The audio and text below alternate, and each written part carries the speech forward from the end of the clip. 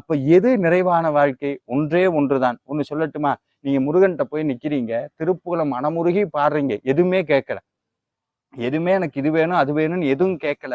மனமுருகி பாடிய பொழுது நம்ம அறியாம ஒரு உணர்வு நிலை ஒரு ஒரு சில வினாடிகள் தான் இருக்கும், பெருசாலாம் இருக்காது.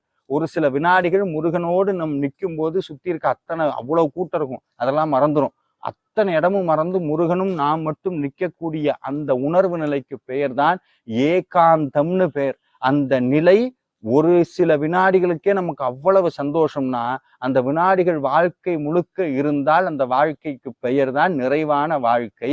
அந்த வாழ்க்கைக்கு பெயர் தான் வாழ்க்கைன்னு அர்த்தம். அப்போ அந்த வாழ்க்கையை எது தரும்னா, இந்த மாதிரி ஞான நிலைக்கு இட்டு செல்வது, ஞானத்தை பற்றி தெரிந்து கொள்வது, முருகனை பற்றி புரிந்து கொள்வது. அதனாலதான் அருணகிரிநாதர் போகும்போது அழகா சொல்வார், கற்று உற்று உணர்வோனேங்கிறார். முதல்ல கற்றுக்கொள்ள வேண்டும், பின்பு உணர வேண்டும்.